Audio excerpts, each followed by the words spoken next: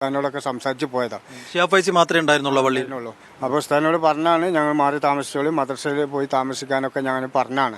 പുള്ളി എവിടെ താമസിച്ചു? എന്നിട്ട് മുപ്പര് ഈ റൂമിൽ, ഈ റൂമിലെ പുള്ളി ഉണ്ടായിരുന്നു. ഈ പൊളിഞ്ഞ ഈ അടിയിൽ ഈ താഴെ ഇതാ ഈ കണ്ണൻ ഇത് കാണുന്നുണ്ടെങ്കിൽ ഈ ഭാഗത്തായിരുന്നു ഷിഹാബ് ഫൈസി താമസിച്ചിരുന്നത്. അപ്പോൾ അത് പൊളിഞ്ഞപ്പം അദ്ദേഹം അതിന്റെ അടിയിൽ പെട്ടുപോയി. മുണ്ടക്കൈ നേരിട്ട ഈ മഹാദുരന്തത്തിന്റെ ഏറ്റവും വലിയ, ഏറ്റവും വേദനാജനകമായ അടയാളക്കല്ലെന്നോണം, ശേഷിപ്പെന്നോണം ഈ തകർന്ന മുനവ്വിറുൽ ഇസ്ലാം പള്ളി മുണ്ടക്കൈയിലെത്തുന്ന ഏവർക്കും ഇപ്പോൾ കാണാം. അപ്പോൾ ഈ പള്ളി പൂർണ്ണമായും തകർന്നു വെച്ചാൽ ഈ പള്ളി ഇനി ഉപയോഗിക്കാൻ കഴിയില്ല, അത്രമേൽ അതിൻ്റെ തൂണുകളും അതിൻ്റെ താഴ്ഭാഗങ്ങളും ഒക്കെ തകർന്നു.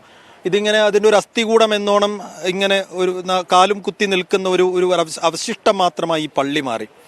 അപ്പോൾ ഈ പള്ളിയുടെ ഇമാമായിരുന്ന ഷിഹാബ് ഫൈസിയും ഈ ദുരന്തത്തിൽ മരിച്ചു. തൊട്ടപ്പുറത്തൊരു ജീപ്പുണ്ട്, ആ ജീപ്പിൽ നിന്ന് 4 മൃതദേഹങ്ങൾ കിട്ടിയെന്നൊക്കെ പറഞ്ഞിരുന്നു. അപ്പോൾ നമുക്കൊപ്പം ഇപ്പോൾ ഈ പള്ളി സെക്രട്ടറി, മുനവ്വിറുൽ ഇസ്ലാം പള്ളിയുടെ സെക്രട്ടറി അഷ്റഫ് ക നമ്മോടൊപ്പം ഉണ്ട്. അദ്ദേഹത്തോട് തന്നെ ചോദിക്കാം ഈ ദുരന്തത്തിന്റെ ഒരു വ്യാപ്തിയും അന്നേരത്തെ അനുഭവങ്ങളൊക്കെ. അപ്പോൾ അഷ്റഫ് കയുടെ വീട് ഏത് ഭാഗത്തായിട്ടാണ്? ഇവിടെ താഴെ പാടിയിലായിരുന്നു. അപ്പോൾ ഞങ്ങൾ ഈ മഴ കാരണം കുറച്ച് ദിവസം മുന്നേ ചൂരമലയൊക്കെ മാറി താമസിച്ചാണ്. കാരണം ചെറിയ പിള്ളേരൊക്കെ ഉള്ളതുകൊണ്ട് ഞങ്ങൾ ഒരു റിസ്ക് എടുക്കാൻ തയ്യാറായില്ല. കനത്ത മഴ 2-3-4 ദിവസം കനത്ത മഴ പെയ്തപ്പോൾ ഞങ്ങൾ കുടുംബസമേതം മാറിയതാണ്. അപ്പുറം വീട്ടിലൊക്കെ ആളുണ്ടായിട്ടുണ്ട്. അന്ന് രാത്രി വിശ്വാസംസ്കാരത്തിന് അസുഖം വന്നിരുന്നു അവിടെ? ഇല്ല, കഴിഞ്ഞിട്ടില്ല. കാരണം അന്ന് രാത്രിയൊക്കെ ഇവിടെ ഭയങ്കര മഴയാണ്. അതിന്റെ തലേ ദിവസം ഞങ്ങൾ ഇവിടെ വന്ന് ഉസ്താദിനോടൊക്കെ സംസാരിച്ച് പോയതാണ്. ഷിഹാബ് ഫൈസി മാത്രമേ ഉണ്ടായിരുന്നുള്ളൂ പള്ളിയിൽ?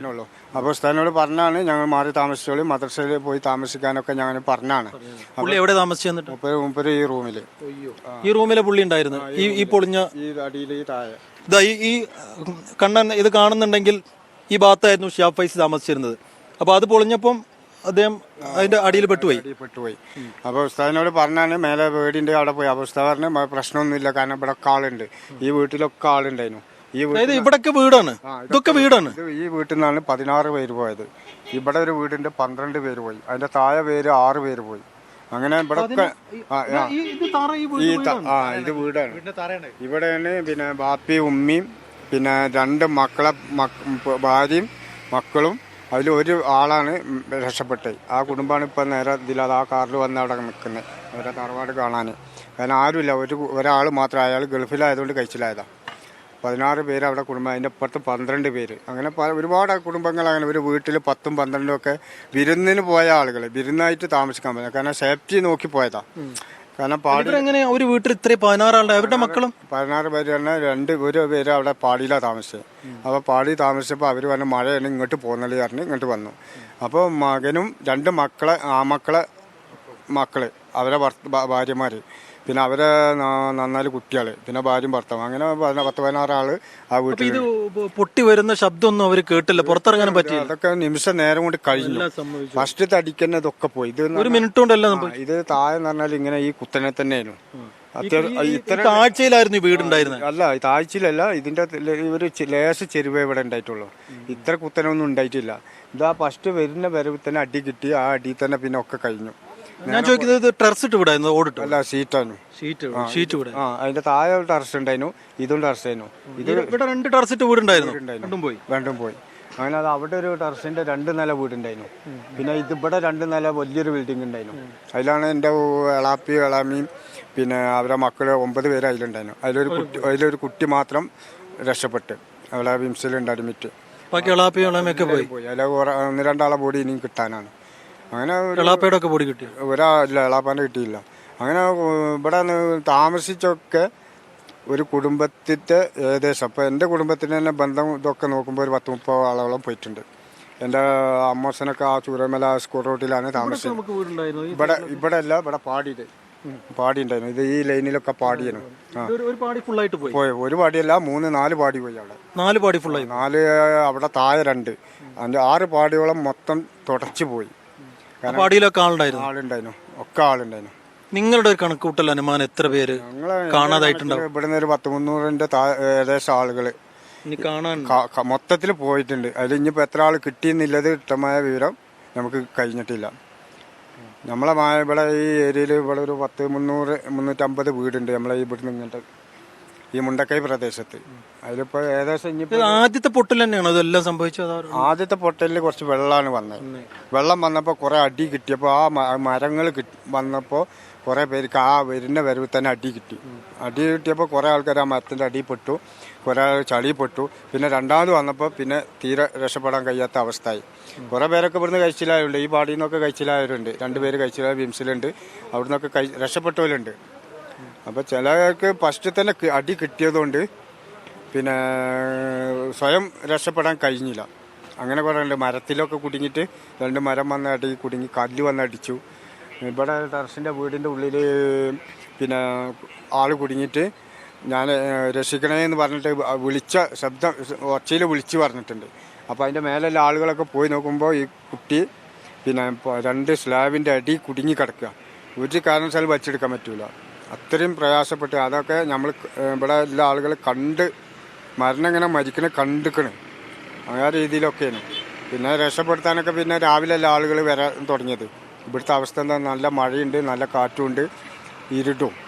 അങ്ങനെയൊക്കെയാണ് രക്ഷപ്പെടുത്താൻ കഴിയുന്നത്. ഇതിൽ അത്ഭുതമായി തോന്നുന്നതേ, ഇത് മലവെള്ളം പോയ വഴി ഇതാണ് ട്രാക്ക്. പക്ഷെ ഇവിടെ കുറെ വീടുകൾ എടുക്കാൻ വേണ്ടി മാത്രം ഒന്ന് ചുഴറ്റിങ്ങോട്ട് വന്ന ഇത് ഇതുപോലൊന്നും അല്ലേനു. ഇതൊക്കെ ഏകദേശം ഇങ്ങനെ നിരന്ന സ്ഥലമായിരുന്നു. ഒരു പുഴ എന്ന് പറഞ്ഞാൽ അത്യാവശ്യം ഇവിടെ ഈ കുഴിയില്ലേ, ഈ കുഴിയൊക്കെ അത്യാവശ്യം നല്ല കുഴിയാണ്. ഒരു കാരണവശാലും വെള്ളം ഇങ്ങനെ ഇങ്ങോട്ട് കയറുന്ന ഒരാൾക്കും പ്രതീക്ഷയല്ല. ഇതൊക്കെ നിരന്ന സ്ഥലമാണ്. കൃഷി സ്ഥലമുണ്ട്, വീടുണ്ട്, ഒക്കെ ഉണ്ട്. അവിടുന്ന് ഇത്രയും മണ്ണ് അടക്കി തുടച്ചാ പോയിക്കണേ. എന്നുവെച്ചാൽ ആ പള്ളിയുടെ മുകളില് ചെളി എത്താണ്. ചളിയുണ്ട്. നമുക്ക് ഈ പള്ളി ഒരു തരത്തിൽ ഉപയോഗിക്കാൻ സാധ്യതയില്ല, പൊളിച്ചു മാറ്റി തന്നെ വേണ്ടി എല്ലാം തോന്നുന്നത്. അത് എന്തായാലും കഴിയൂല.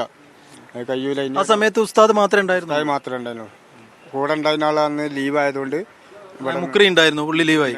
മുക്രി പിന്നെ ലീവ് ആയതുകൊണ്ട് വീട്ടിൽ പോയി. അയ്യോ, അല്ലെങ്കിൽ ഇവിടെ നിൽക്കുക പുള്ളി. ആ റൂമിൽ നിൽക്കേണ്ട ആളാണ്.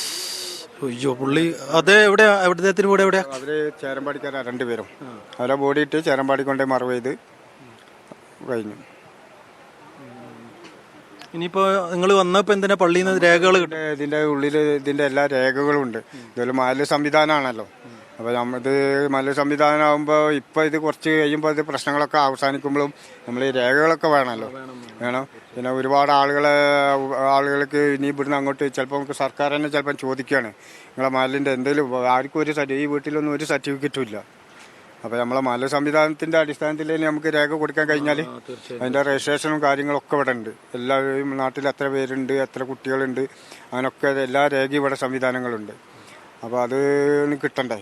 അപ്പോൾ അങ്ങനെയൊക്കെ നോക്കി വന്നതാണ് ഞാൻ.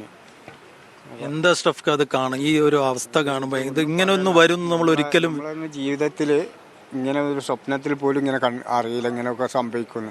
കാരണം ഞങ്ങളെ നാട് എന്ന് പറഞ്ഞാൽ പല അഭിപ്രായ വ്യത്യാസങ്ങളുണ്ടായാലും വളരെ ഐക്യത്തോടും സമാധാനത്തോടും ഒക്കെ കഴിഞ്ഞു. ആരെ മുന്നിലും പോയിട്ട് കൈ നീട്ടാതെ ഞങ്ങൾ ഇവിടെ അധ്വാനിച്ചുണ്ടാക്കിയാണ് ഈ പള്ളിയൊക്കെ. ഇവിടെ അമ്പലമായാലും പള്ളിയായാലും ഒക്കെ ഈ നാട്ടുകാർ അപ്പുറത്തുണ്ട് ഒക്കെ ഞങ്ങൾ ഈ നാട്ടുകാർ പൈസ മുടക്കിണ്ടാക്കിയ. പുറത്തുനിന്ന് പോയിട്ട് ഒരാളത്തിനും 10 പൈസ കൈ നീട്ടി വാങ്ങിയിട്ടില്ല. ഇതൊക്കെ ഞങ്ങളെ അധ്വാനത്തിൻ്റെ ഫലമാണ്. ഞങ്ങളെ മുൻഗാമികളും അതിൻ്റെ ശേഷം വന്ന ആളുകളും ഇപ്പോൾ കഴിഞ്ഞ പ്രാവശ്യം കൂടി ഞങ്ങളിവിടെ കുറേ വികസനം നടത്തി. ഒക്കെ പടുത്ത് നടത്തി. ഒക്കെ ഈ നാട്ടുകാരെ പൈസയാണ്. എന്തായാലും അമ്പലമായാലും പള്ളിയായാലും ചർച്ചയായാലും ഒക്കെ ഈ നാട്ടുകാരെ ഇടവില. പള്ളിയുടെ പ്രസിഡന്റ് ചൂരമലയാണ്. അയാളിപ്പോൾ വിംസിലാണ് ഉള്ളത്. പുള്ളിയും പെട്ടു? ഇല്ലല്ല, പുള്ളി പെട്ടിട്ടില്ല. പുള്ളി അവിടെ ഉണ്ട്. പുള്ളിൻ്റെ വീട് ചൂരമലയാണ്. അവിടേക്കൊന്നും പോയിട്ടില്ല. ഏകദേശം ഒരു ഈ ചൂരൽമലയൊക്കെ ഉള്ള ചുമത്ത് പള്ളി ഇതാണ്. ചൂരമല വേറെ പള്ളിയുണ്ട്. പക്ഷേ ചൂരമല താമസിക്കുന്നവരും ഇവിടെ ആയിട്ട് ബന്ധമുണ്ട്. ചൂരമല നമ്മൾ ശരിക്കും പറഞ്ഞാൽ ഈ മാലിന്യത്തെ ഒരു 140 കുടുംബത്തിന് ബാധിച്ചിട്ടുണ്ട്. അങ്ങനെ ബാധിച്ചിട്ടുണ്ട്. അപ്പോൾ ഇതാണ് പള്ളി സെക്രട്ടറിയായ അഷ്റഫ് പറയുന്നത്. ജീവിതത്തിൽ ഒരിക്കലും ഇങ്ങനെ ഒരു ദുരന്തം എന്ന് വെച്ച് കഴിഞ്ഞാൽ ഇവിടെ തന്നെ ഒരു വലിയ ഗർത്തമാണ്. ഈ പള്ളിയുടെ മുകളിലേക്ക് ഈ ചെളി എത്തണമെന്നുണ്ടെങ്കിൽ എത്ര വലിയ ഒരു ഭീകരമായ അവസ്ഥയിലായിരിക്കും ആ വെള്ളം വന്നിട്ടുണ്ടാവുക എന്നുള്ളതാണ്. അപ്പോൾ അഷ്റഫ്ക്കൊക്കെ തന്നെ തൻ്റെ 6ഓളം ബന്ധുക്കൾ അഷ്റഫ്ക്കൊക്കെ നഷ്ടമായി.